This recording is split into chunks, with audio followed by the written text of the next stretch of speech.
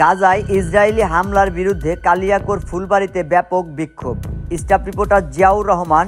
আজকের দুর্নীতি। ফিলিস্তিনের গাজা উপত্যকায় ইসরায়েলের চলমান হামলার বিরুদ্ধে কালিয়াকৈর উপজেলার ফুলবাড়িয়া ইউনিয়নে ব্যাপক বিক্ষোভ ও প্রতিবাদ মিছিল বের হয়েছে। গত মাসে ইসরায়েলের তীব্র বিমান ও স্থল হামলার মধ্যে দিয়ে গাজায় ইসরায়েলি হামলার 1000-এর বেশি ফিলিস্তিনি নিহত হয়েছেন। নতুন করে বাস্তুচ্যুত হয়েছেন লাখো ফিলিস্তিনি। ইসরায়েলের এই হামলার নিন্দা জানিয়েছেন গাজীপুর জেলার কালিয়াকৈর উপজেলার ফুলবাড়িয়া ইউনিয়নে হাজারো বিক্ষোভকারী।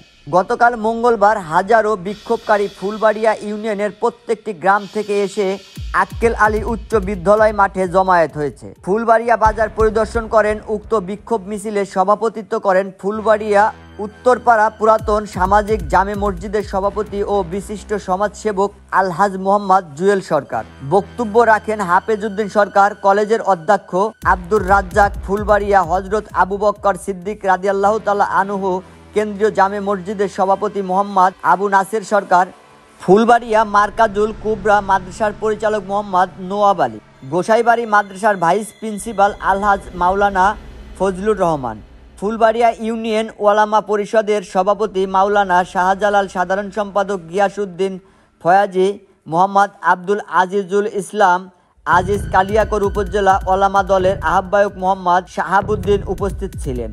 বাসাকৈর এবাত্তেদায়ী হাফিজিয়া মাদ্রাসা ও এতিমখানার সভাপতি মোহাম্মদ আয়ুব আজাদ, মোথাপাড়া হাফি কাউমি মাদ্রাসা ও এতিমখানার সভাপতি মোহাম্মদ সাব্বির আহমেদ কসিম, আক্কেল আলী উচ্চ বিদ্যালয়ের প্রধান শিক্ষক মোহাম্মদ আতাউর রহমান, ফুলবাড়িয়া সাং প্রোপাইটর বিদ্যালয়ের প্রধান শিক্ষক AKM ফৈজুল রহমান সহ সকল শিক্ষক ও ছাত্রছাত্রীবৃন্দ এবং বিভিন্ন মাদ্রাসার শিক্ষক ও শিক্ষার্থীবৃন্দ, এলাকার গণ্যমান্য ব্যক্তিবর্গ সহ সকল স্তরের মুসলিমবৃন্দ।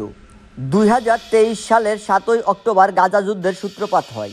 এ যুদ্ধে 50,700 জনের বেশি ফিলিস্তিনি নিহত হয়েছেন। 1,15,000 জনের বেশি ফিলিস্তিনি আহত হয়েছেন। মধ্যপ্রাচ্য ও উত্তর আফ্রিকা জুড়ে একই রকম বিক্ষোভ হয়েছে। এসব বিক্ষোভ থেকে ফিলিস্তিনিদের প্রতি সংহতি ও ইসরায়েলের প্রতি নিন্দা জানানো হয়েছে। উক্ত বিক্ষোভকারীরা ইসরায়েলের সকল দ্রব্য ও পণ্য বর্জনের জন্য সকল মুসলিম উম্মাকে আহ্বান করেছেন।